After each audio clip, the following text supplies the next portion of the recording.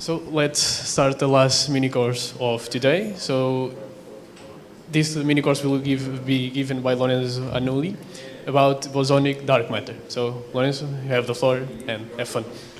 Thank you, George. Thank you, everyone. It's very nice to be here. My first time in Brazil.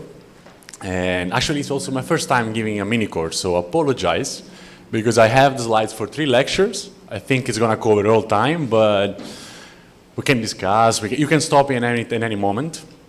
When I was asked to give this course, I thought about something I was working doing my PhD thesis. And as they already mentioned in the previous talks, I worked for a lot of time with a colleague of mine, Rodrigo Vicente, and my PhD supervisor, Vitor Cardoso, both from Técnico. Actually, Rodrigo now is in Barcelona. We worked with scalar fields and dark matter. So I thought about a nice generalization on bosonic dark matter. The actual title of this course is probably History of Dark Matter and Scalar Fields.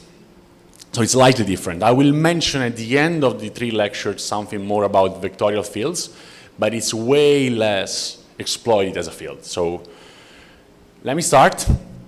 So the aim of this course is just to introduce you, if you never worked with scalar fields and you are interested in taking some solution like a Newtonian boson star that you were mentioning before, and place a black hole in the center, well, you can apply some of these methods, for instance.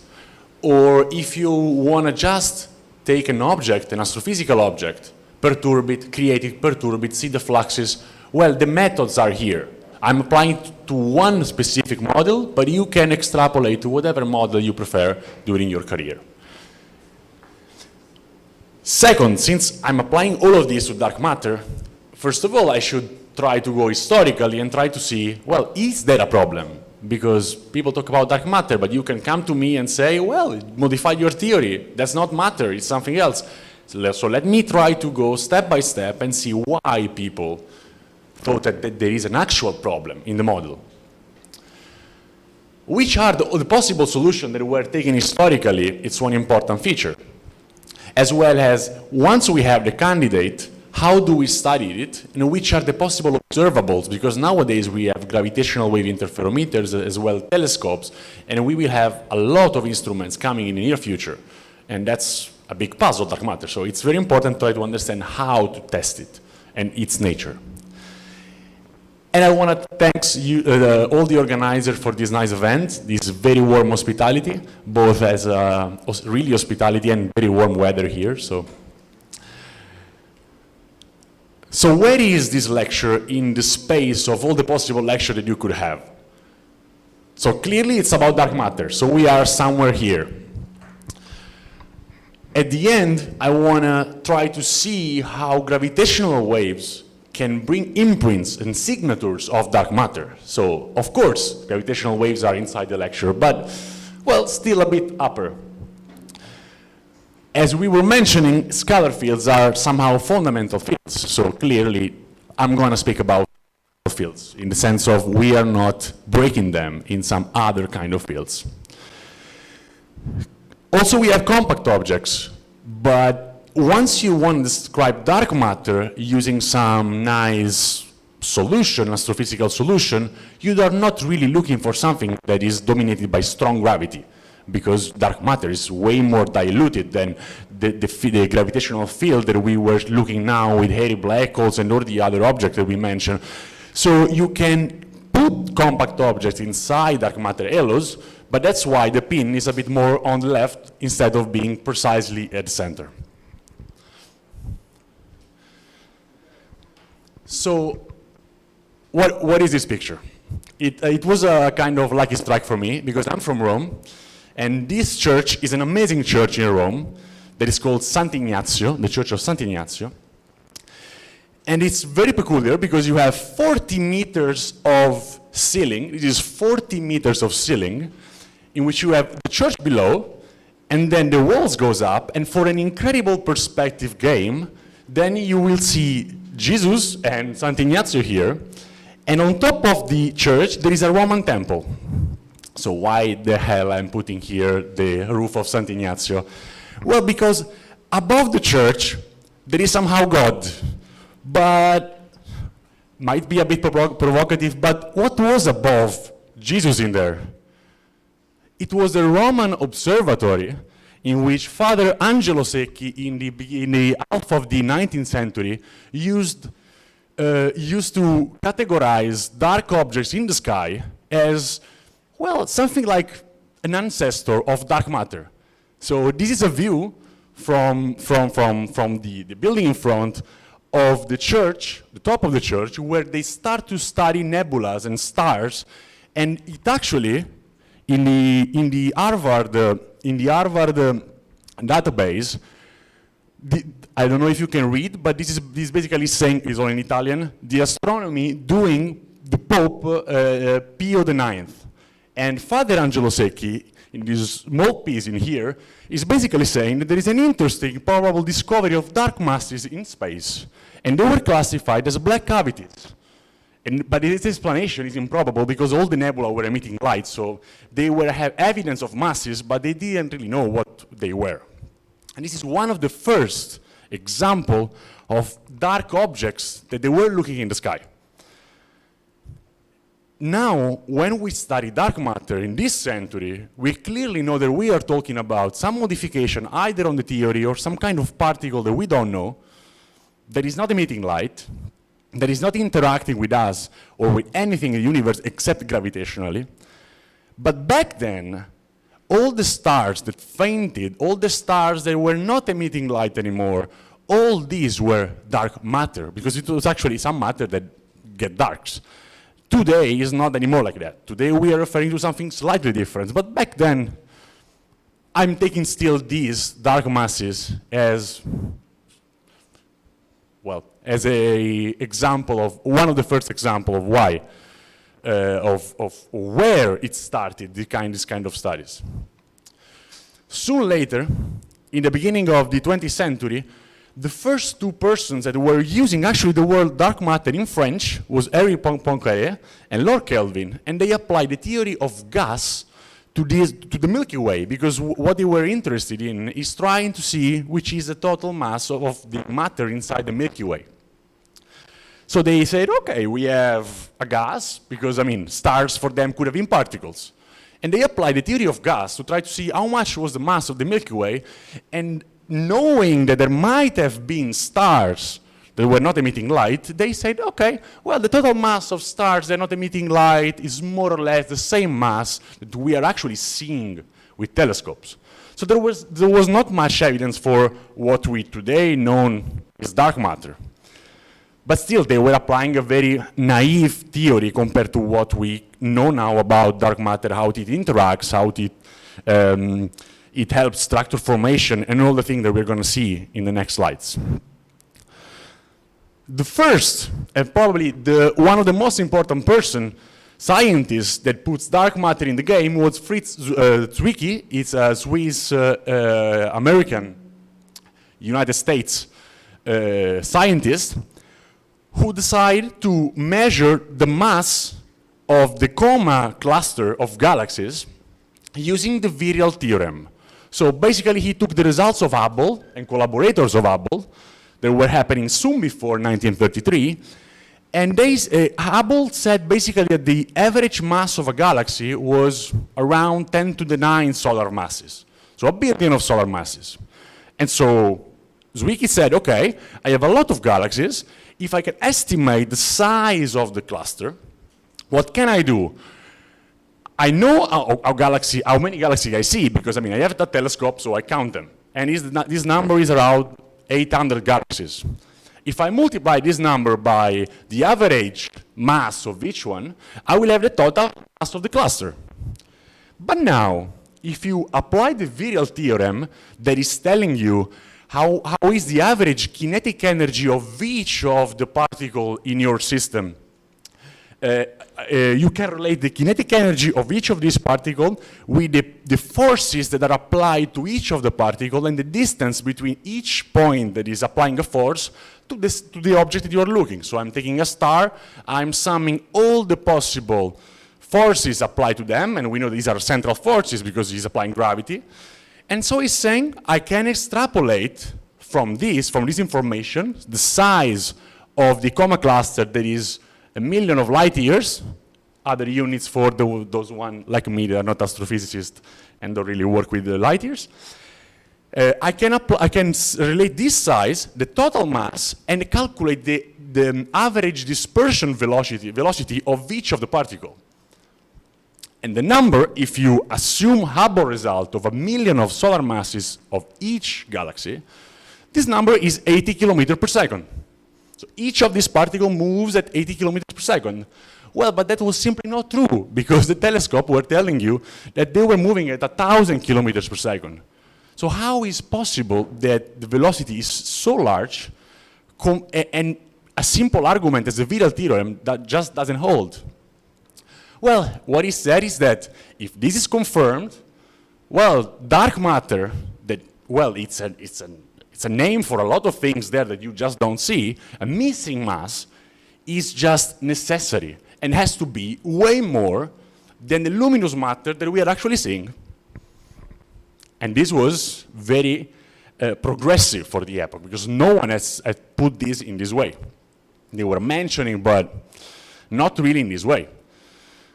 Soon later, Hubble, there was another study by Smith in 1936, in which he basically tried to evaluate which was the average mass of each galaxy, but not from the velocity dispersion, but assuming that in the Virgo cluster, all the external galaxies were moving in a circle.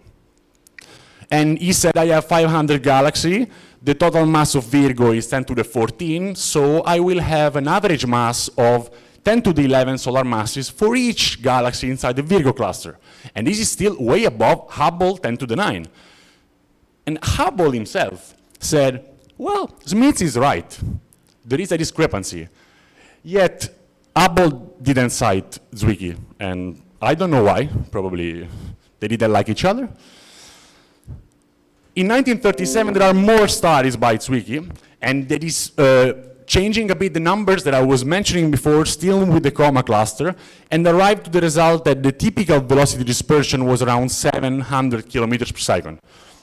And so, basically, this gives you what? That the typical mass of a galaxy, the ratio between the typical mass of a galaxy and the power, so the light, this is called the mass to light ratio, it was around 500. So there is way more mass than the one that explains the light that you actually see. And this is another basically proof of that there was some missing mass in the game. Only later what we know is like one of the definitive proof that dark matter exists, that is through the rotation curve of galaxies. Only later they were starting to use the rotation curves of galaxies. But Zwicky himself already knew that they had a potential. He actually said, well, we could use the rotation curve of galaxy, but something is missing. Because he thought about that when stars move in a cluster, there might be an internal viscosity. And only 4 years later, Chandrasekhar solved the problem because he started to study what is called dynamical friction. That it will be an important piece of information through all these 3 lectures. So what Chandrasekhar showed is that stars in a galaxy are basically the time scale for the force that all the environment applies to one star to slow it down is not really very much important. It's like 10 to the 12 billion years. So you can actually apply your theory, your virial theory, and study the dynamics of stars in a galaxy using rotation curves. And who did it? Ford and Rubin. Ford built a spectrogram to look at Andromeda and try to measure the rotation curve of each galaxy. And Vera Rubin was the one that actually made the measurements. And what they look is perhaps, I will come back here, is perhaps best explained here. So you have on a side measurement of the 21 centimeter line of the hydrogenum. So what happens is that when the hydrogen atom flips the dipole inside between proton and electron, you have a line of emission that is precisely at 21 centimeter, 21 point something. And you can measure that because you have nebula where there is a lot of this happening. It's kind of rare, but where you have a lot, when you have a lot of hydrogen, you can actually see it. And so you know where you can track, looking at a galaxy, how much material is in there, because you know that each of the particles are emitting this kind of radiation. So you track how many there are in a galaxy, and you track the profile of matter following the 21 centimeter line. So these are 5 galaxies, and you can see that the peak of the 21 centimeter line that is telling you how much matter when the function is high, there is a lot of matter. When the function is 0, there is nothing. You can see that they actually decrease. So what you expect from your theory of gravity is that the rotation curves of galaxies will actually go basically in the same way.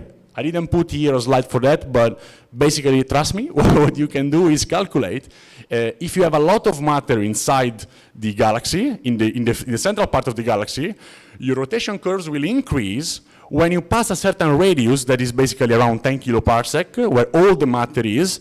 Then you start to slowly decrease with the distance. So your rotation curves decrease when you are going far away from the center.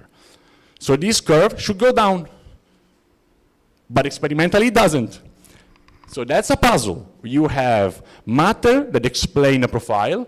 You are expecting luminous matter to behave like this, but then stars in galaxy behave like this. So there is a missing matter, and this is another, and perhaps still very important, even more important piece of information that Rubin and Ford gave us to us. Then soon later, they started to make more experiments. There were more groups working on this. Everyone more or less fell into agreement, except someone that was saying, well, you cannot really apply your virial theorem to that. Maybe you're not looking this galaxy until the end of the profile. But the community was slowly saying, okay, that's true. This is the game. There is missing matter. But as you see, it's 40 years. 40 years is the lifetime of a career of a scientist, perhaps. So it was a big time for them. Soon later, there was other groups that sustained the thesis of Ford and Rubin and the one of Zwicky. Notably, you can see Peebles in here, and Ostreicher, that I'm going to mention later for a 2016 paper of Scatterfield, that's dark matter. So, but it's Jerry Ostreicher. It's not the Ostreicher of dynamical friction that I will still mention in another lecture. And what they say, basically in 2 equivalent papers in April and May, is that, yeah, the guys were right, but the Rubin and Ford, but they made it on a theoretical side. So all of this just to show you that the community actually agreed on that. So we have a puzzle, and has Anna Kova, this is an amazing artist, and she does a lot of all of these kind of pictures. This was the picture for the Dark Matter Day, that if you don't know is every 31st of October. This is just an impression of these black hands, like hands of some gods that are making the galaxy spinning, and that's how dark matter was pictured in her head as an artist. So what we mean today instead of object, are there questions before? Let's go. So what we mean today as dark matter candidate is mostly something that is called cold dark matter. So cold because the velocity of the dark matter perturbation are slow with respect to light when they decouple from radiation. Why this? Because when the universe was expanding and the radiation was dominating, when dark matter decouples was low, had the time to grow formation from small seeds to bigger seeds. So the structure formation of galaxies and cluster of galaxies happen hierarchically because they have time to grow, because they were like slow with respect to all the rest that was happening in the universe. So it's a bottom-up kind of structure formation that we today think it's the correct one.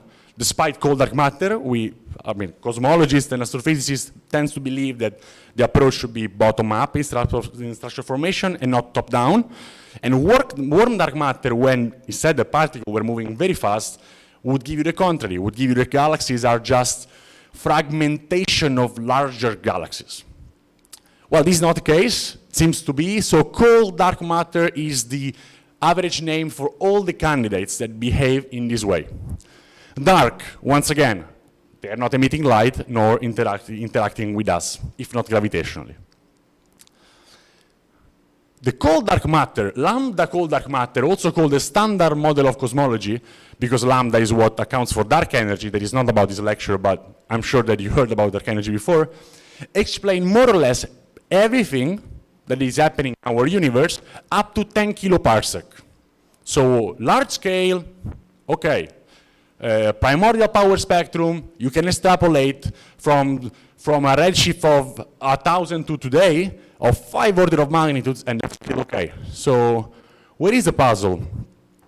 The puzzle is that most of the cold dark matter prediction that happens on scales of a galaxy or small, or less than a galaxy, they basically fail. So that's why there is a course on bosonic dark matter. Otherwise, cold dark matter would have been happy and there was no course today.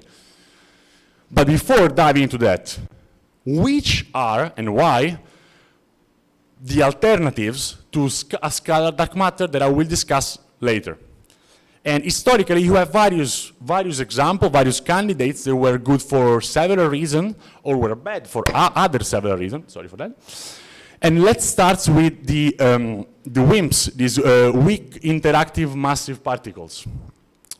Also called non-baryonic, because they're not made of like stars or brown dwarf and all the rest. Historically, probably one of the first examples of WIMP was the neutrinos. But they actually showed that neutrinos couldn't account for the abundance of dark matter of today. So they had the nice characteristic of being long-lived and not interacting with anything else electromagnetically or strong interaction, but still, they're not really a good candidate. Later, there was all the communities starting to work on supersymmetry, trying to see if the standard model has a counterpart, and there were a lot of particles, the gravitino, neutralino, a lot of particles trying to account for the abundance of dark matter.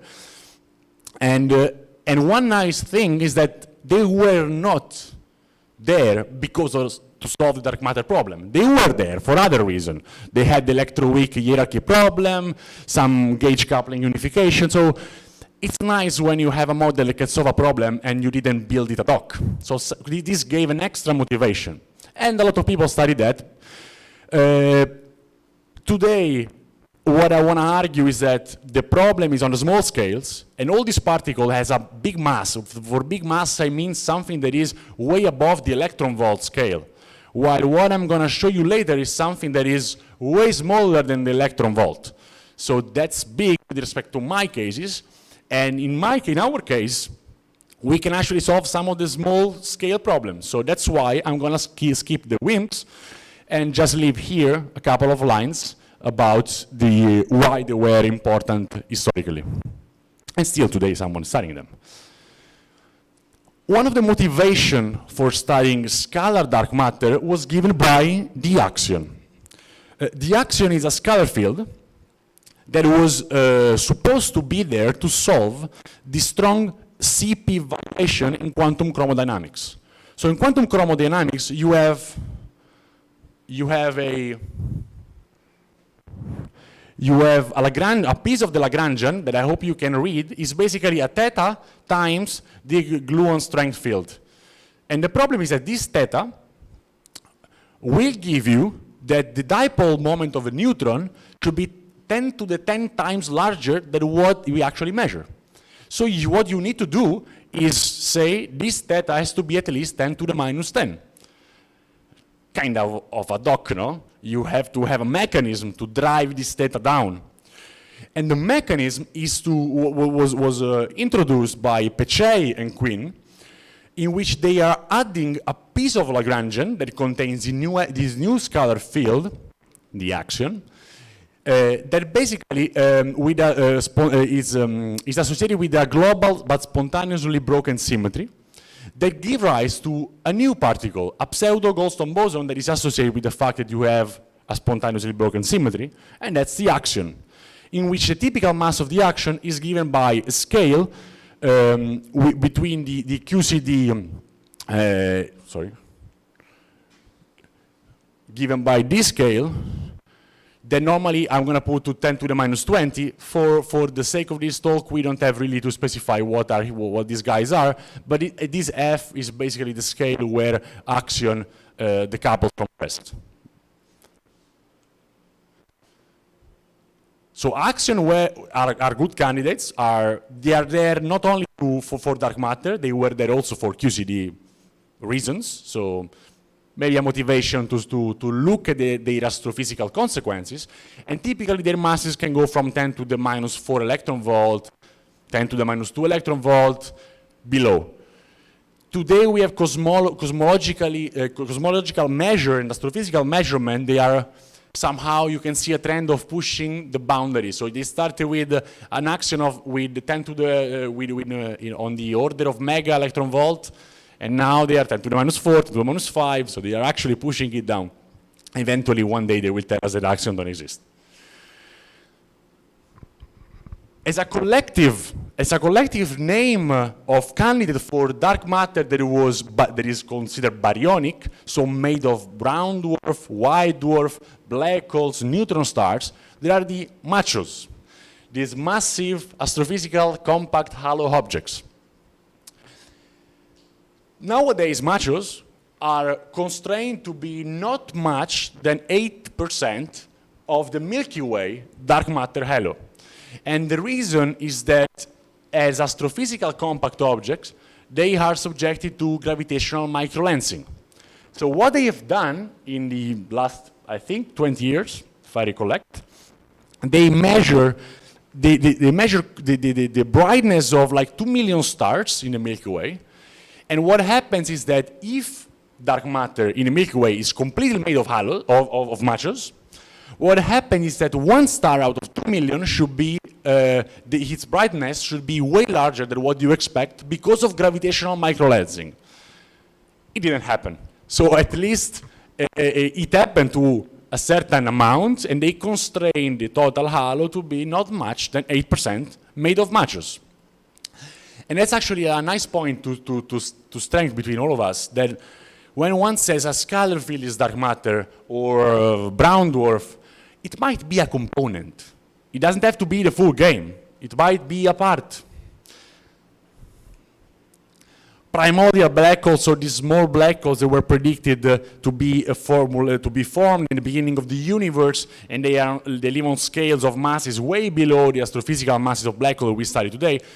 They are also constrained to be a kind of negligible quantity because of the primordial power spectrum. They are not actually able to reproduce it.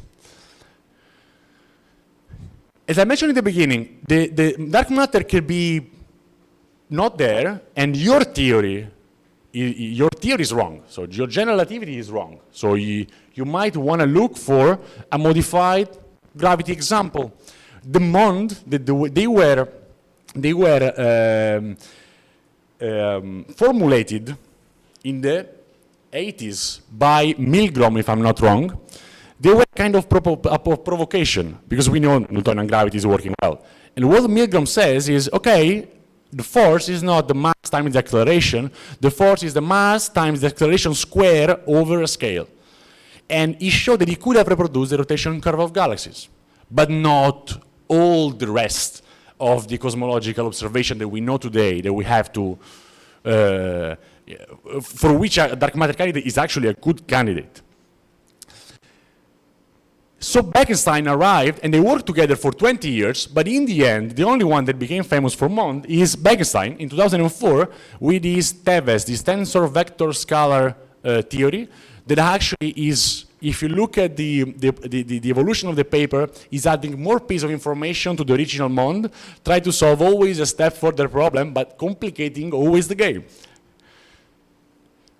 And today, no, in 2006, but I mean, today we more or less have an empirical evidence for the presence of dark matter as a piece of matter and not as a theory, because these MONDs couldn't explain this. So this was the product of the collision of the bullet cluster is called. So are two clusters that are going one against the other. And what you can see here are some shadows, a blue shadows and a pink shadow. The pink shadow is associated with the X-ray imaging of the matter that is there after the collision. The blue one is given by the gravitational microlensing.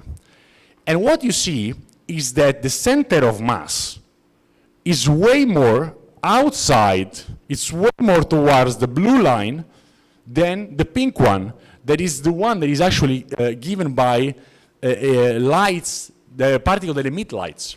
So that somehow is an evidence that the mass that is not emitting light is dominating the game because it's pushing the center of mass where matter is not there, when matter that emits light is not there. That is around this blue. So the center of mass of the system is there. So you are actually missing some mass because none of the theory that try to explain dark matter going beyond GR can explain this picture. When they will come, we can come back and say, okay, the modified theory of gravity can be a good candidate. But for now, you actually need matter.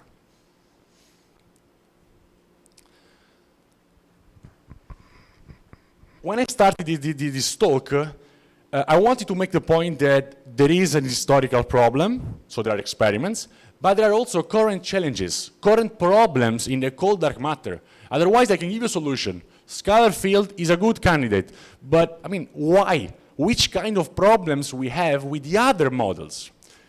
And here I'm listing just a number of them, not all of them. And bear in mind that the astrophysics of all this kind of system is very complicated. So these are named problems, but actually the game is way more complicated than what is there. So it might be that even if cold dark matter can't explain all of this, small piece of the puzzle we are missing. So these are more challenges for the cold dark matter, a reason to go beyond and further, but they might not be a real problem for cold dark matter, okay? And the first one is that if you take your WIMPs, you take this particle with masses, JEV, TEV, these big masses compared to the one that I studied, what happens is that if you do numerical simulation and body simulation, your halo of dark matter inside the galaxy will have a kind of cusp. So what happens is that the density of dark matter tends to be attracted toward the center of the halo. And if we look at annihilation for dark matter particles from the center of galaxies, if we look at the dynamic of galaxies inside clusters or stars inside the same galaxies, we are not seeing this cusp. So it seems more that the halo of dark matter, from an observational point of view, is a kind of smooth core, instead of this peaked cusp. Well, Scatterfield can actually solve that. It's a Newtonian boson star. It's what Kaio was asking before. The profile of a Newtonian this solitonic boson star at the Newtonian level has a core. It's a nice core. It's not a cusp. So one of the problems solved. Another problem that cold dark matter has is that the number of galaxies with a mass m star, the power is going in this way. So what happens is that when you integrate this guy, you will have a number of density for galaxies with a certain mass. And then if you look at the rule of how many halos there are with a certain mass mh, you can see the power is -2 and the one above is -1/2. This means that if you look at the galaxies, you will have a certain number, but you will have way more halos with a small mass. And if you think about halos like this potential where, well, baryons collect, and then therefore you have a galaxy inside a dark matter halo, we should expect way more small galaxies. We are not seeing them. We are not seeing them. So this is a problem called the dwarf galaxies problem, or also the missing satellite, because we are expecting way more small galaxies around the Milky Way, for instance, than we are actually seeing. We are seeing less of them. And the model of cold dark matter predicts way more subhalos, so halos with small mass, than a theory that includes a Scatterfield. A theory that includes a scalar field has a kind of cutoff scale that you cannot have halos with masses smaller than 10 to the 8 solar masses. And this is another way of solving the Mason satellite problem. Other ways can be that, well, the small galaxies can be destroyed because of tidal effects, because small galaxies will rotate around the central galaxy, so my tidal disruption might destroy them. Or, well, the fact that a galaxy formed inside a halo is strictly connected to the possibility of baryons to create a kind of system like a star or a galaxy. So there might be some missing part of in our theory at the level of the baryonic physics. So these small galaxies don't form because baryons are not actually capable to form galaxies inside small halos. So there are various ways. That's why I was saying these are problems, but might be only challenges for the current model that we know. One thing that might be very important, and here again comes back dynamical friction, is that when we look at small galaxies, they should basically start to, inside a cluster, imagine you have small galaxies inside a cluster, because of dynamical friction, that is when you are slowed down by the fact that you are moving in a medium. So if I move in a medium, if I pass through you, I will attract you if I'm very massive compared to you. And if I attract all of you while I move, you will become my tail. And if you become my tail, you will slow me down because instead of being randomly scattered around this room, you will form a wake behind me that slows me down. That's why it's called dynamical friction or gravitational pull. And what we are expecting is that these dwarf galaxies should be slowed down at the center because of dynamical friction way long ago. If you consider only that dark matter is made of cold dark matter particles and the stellar environments inside the galaxy, for instance, or the galactic environment in a cluster. If you try to look at the scalar field, the dynamical friction is smaller enough that you are, if you look at the Fornax galaxies, that is one that they use for this kind of statement, the small piece of galaxies are actually, it's fine that they are there. They should have not slowed down long ago.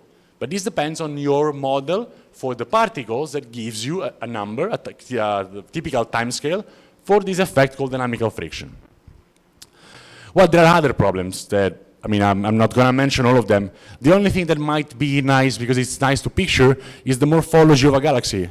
We are expecting, I mean, we saw pictures of galaxies, they are kind of nice disc, sometimes they are spiral, I mean, most of them are like this. But imagine that you have collision between galaxies. And a galaxy collides with another galaxy, and then they collide with another galaxy, and so on for millions of years. Well, are you really expecting an ice disk? Is there a phenomenon that is expecting an ice disk? Why is it not just a bulge? It should be randomly, I mean, the direction of scattering can be randomly averaged, and you should have kind of sphere. It's not happening, so why all of this? These are all problems in which a dark matter candidate that you study might give you a different answer and solve some of these problems. Well, I made the example of me in the room, but I forgot that I had a picture for dynamical friction. There is, once again, only this. You are the small pieces, I am this big guy here, I am moving. When I move, I attract you. These particles that were randomly scattered come behind me, and they will start to slow me down because they are actually behind me, so they are a kind of a coherent object. If you want to think about this in another way, the Cherenkov radiation is due to the fact that a particle is moving faster than the speed of light in that medium, and somehow it will orientate the dipoles randomly scattered in the medium.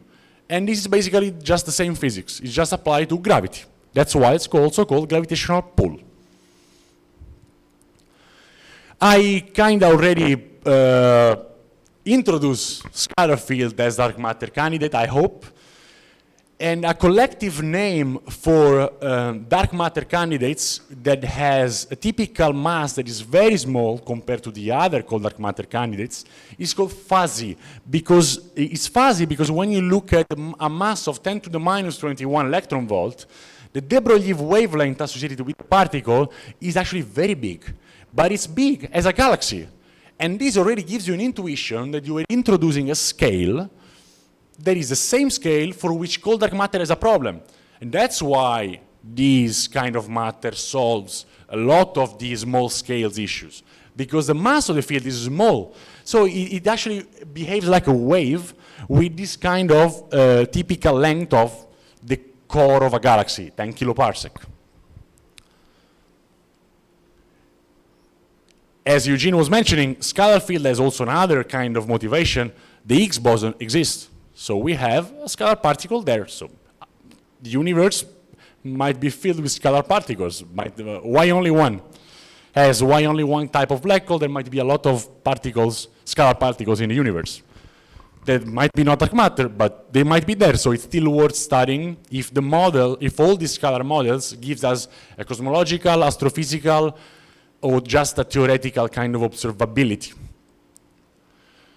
The Peccei-Quinn mechanism in QCD, the axion, you can push the mass of the axion to solve QCD to this kind of small masses. So this is another motivation why the scalar particle that falls inside the fuzzy dark matter models might actually be axions. So another motivation to study them. And if you look at, it starts to fall down a lot of other motivation, like when you introduce the axion, you have this kind of scalar particle that might be the low energy of a string theory that actually produce like 10, 100 scalar particle. So that's what's called the Axiverse scenarios, in which you have the compactification of very complicated string theory, in which I'm not expert, please don't ask questions on string theory. You can have a lot of these scalar particles. So there are plenty of motivation. And what I will show you, I think Wednesday, is that we can model the core, so the central part of a galaxy, has a dark matter halo made by scalar fields. And this scalar field will be this kind of soliton called Newtonian boson stars.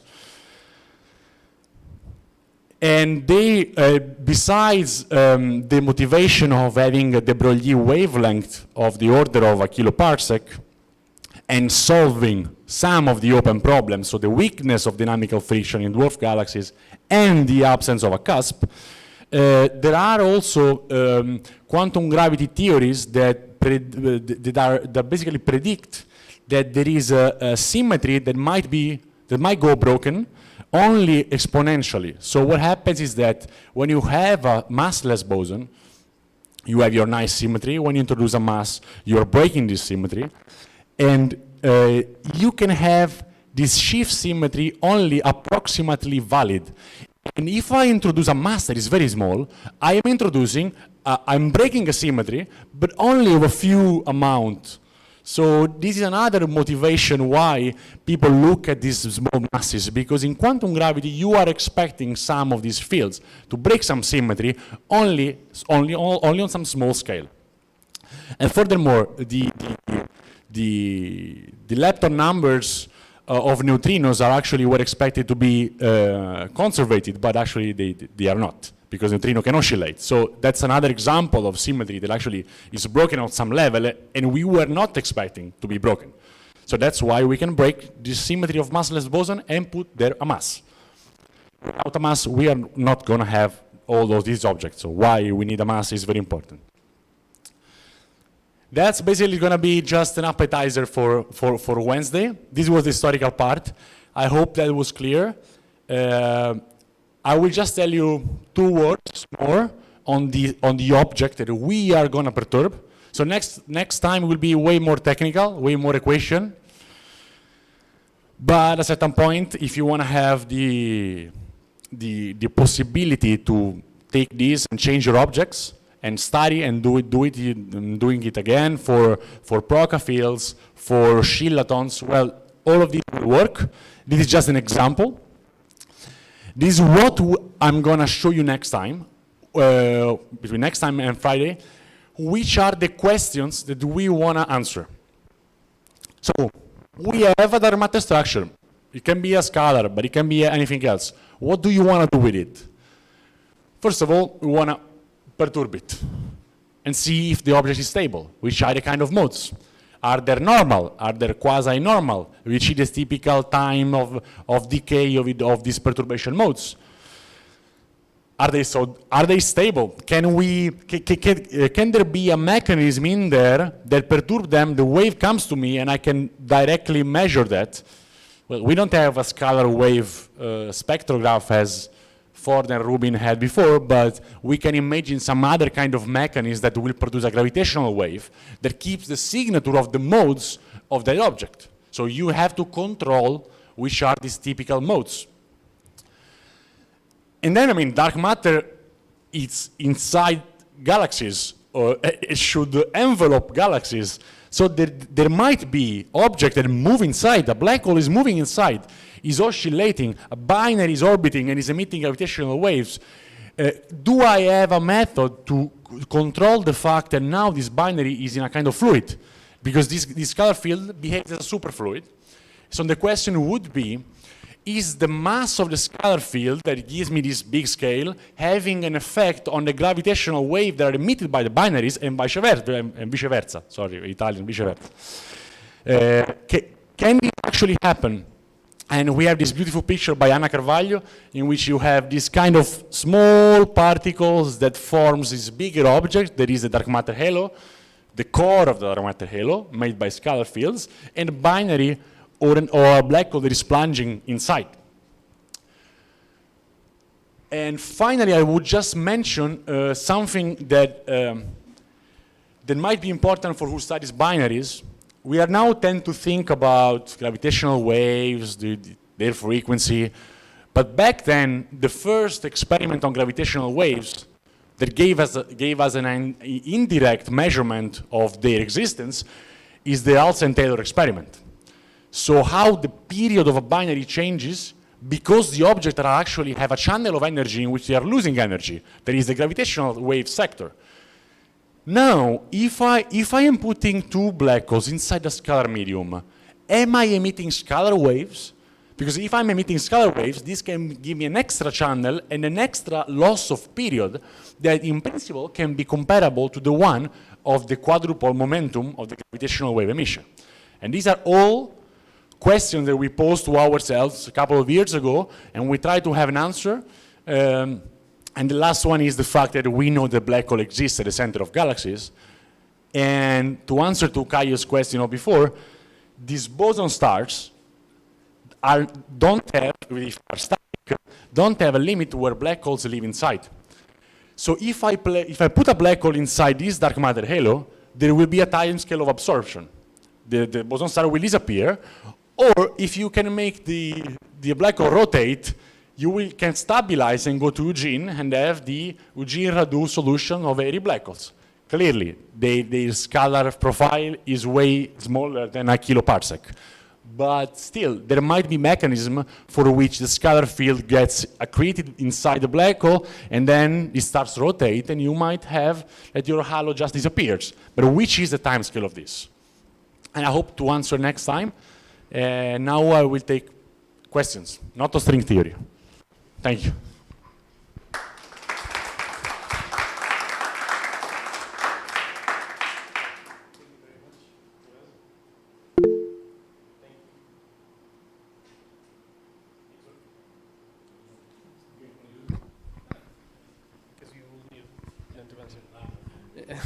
So thank you very much, Lorenzo, for the very interesting talk. So now I will ask if people online have any questions for Lorenzo. So I see that someone has a question, or raise the hand, can see the name. It's a mysterious participant. Okay, it's Professor. I only see Sidma, but I don't know the first name. Okay, not see the first letters. I'm undercover here, yeah. That's why. Okay, Professor, you can ask your question. Lorenzo, thank you for the very interesting talk. I was wondering about this last point you were making on the impact of scalar gravitational wave emission, because well, it seemed to me you were kind of putting together two things. You're asking about if there would be a scalar radiation, like you have in scalar tensor theories. But my impression before is that you were talking about something like, ultralight bosons minimally coupled to Einstein's gravity to describe dark matter. So I'm a bit confused. So your question about the scalar radiation is within these dark matter models, or now you're talking about scalar tensor theories or something of the sort? Thank you, Carlos. So I am talking about GR with a minimally coupled, massive, complex scalar field. And the reason why there are scalar waves that might be counterintuitive in a sense, so I totally agree about your question. Maybe I can just show you the next slide.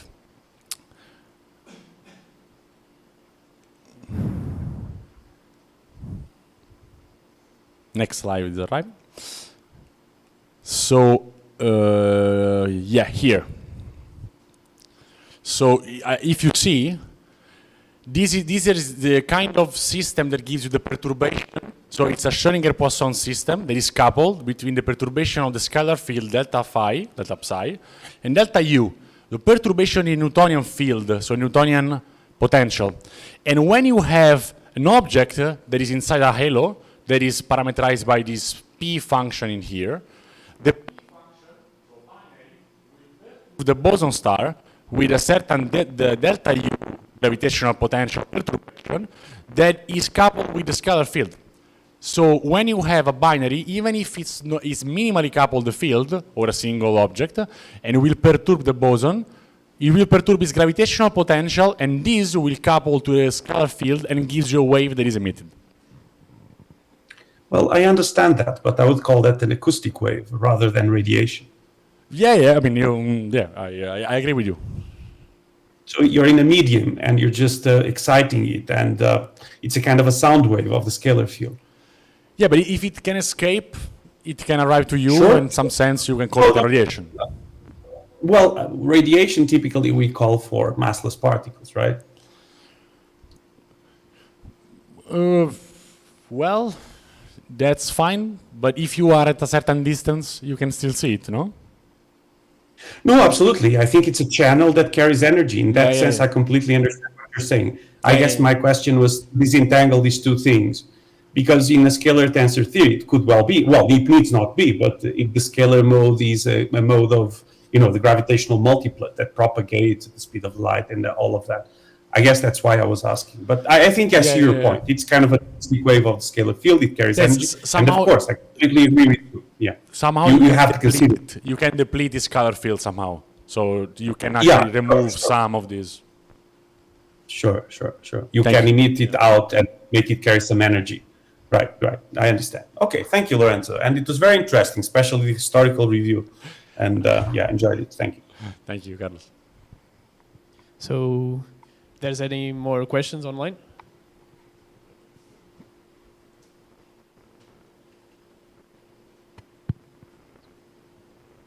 Okay, doesn't appear to be any more questions online, so I pass the ball to the room. So, are any more questions? So let's start with Caroline. Hi, Lorenzo. So at some point you said, okay, maybe general relativity is wrong and we don't even have dark matter. So I read a paper some time ago where they claimed that some estimations of this dark matter depend a lot on Newtonian dynamics. And maybe if you consider full general relativity, maybe these estimations could be different, or maybe you didn't even have dark matter for some cases. So can you explain a little bit more about how much of general relativity you use to do these estimations of dark matter? Actually, you have a point, because as I was mentioning in the beginning, if you want to look at dark matter as a single object, what you will do is a Newtonian approximation. So we'll take GR with the scalar field, but then GR is not going to be really important. But you can actually see that some post-Newtonian correction, even in the game of having one single object, they might have an impact. And secondly, if you want to, for instance, just look at this kind of gravitational effect, you will have, to have gravitational waves, then you will use GR, basically. So you will use the quadruple moment, so the simpler case, but you cannot just look only Newtonian gravity. As a matter of, from an astrophysical point of view, I am not an expert, but I think that this n-body simulation will keep some of the GR terms. But honestly, I'm not sure up to which point they are. Okay, thank you.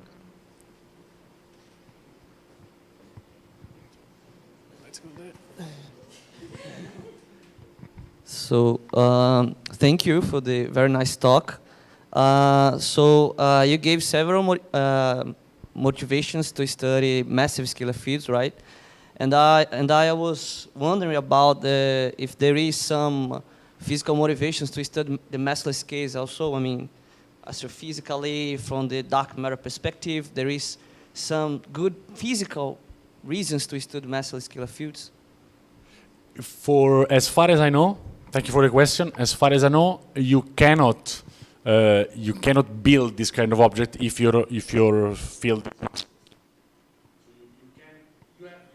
Basically, Derrick's theorem that is preventing the scalar field to condensate in flat space-time. And what is happening in here is that we're gonna need a scalar field that has a mass to produce this.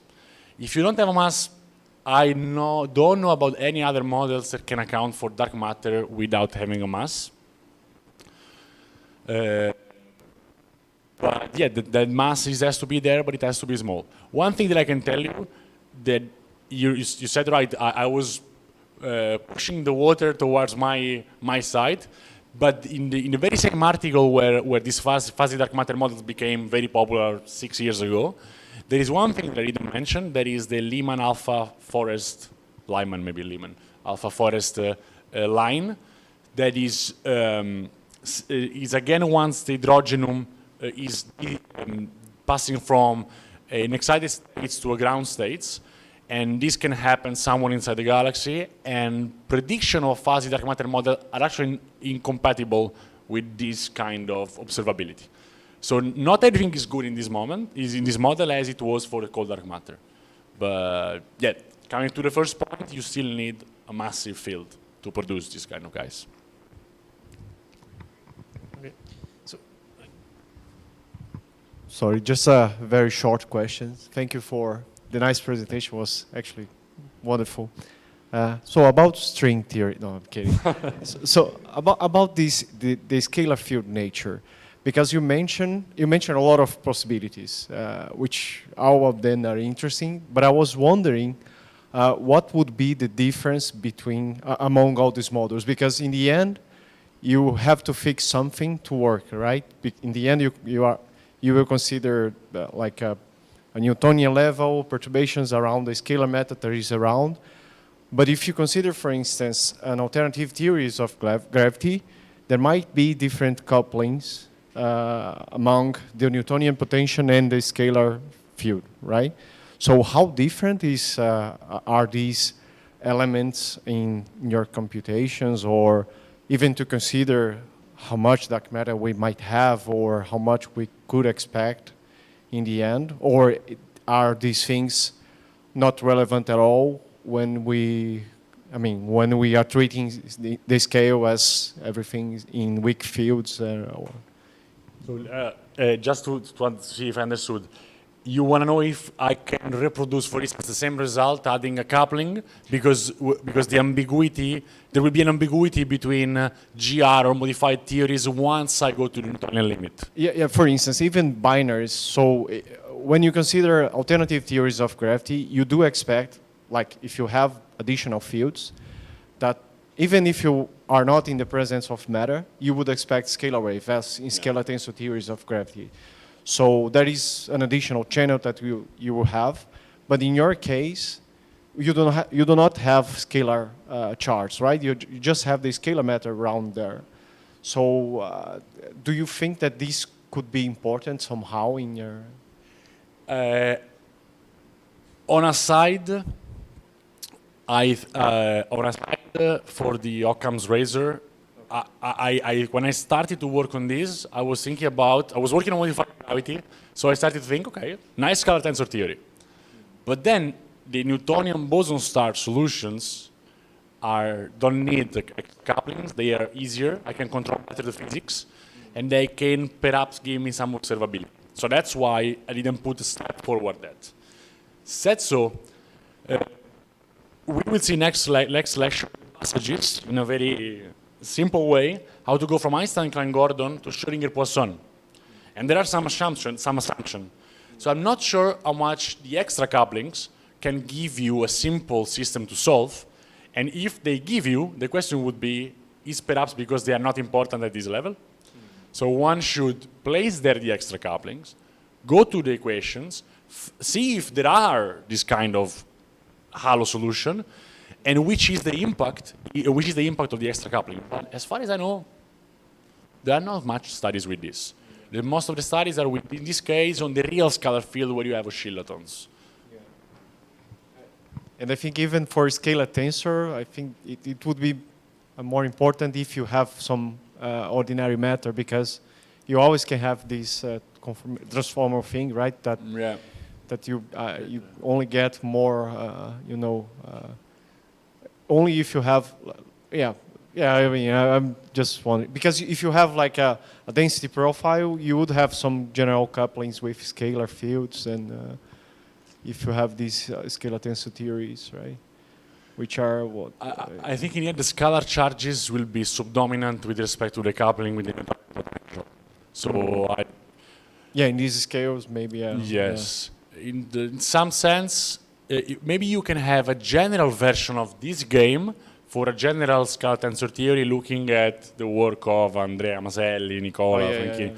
But there you are looking at the strong gravity case. Here we are on the other side of the game, in the weak gravity case. Couplings will not play a big role, and will complicate a lot.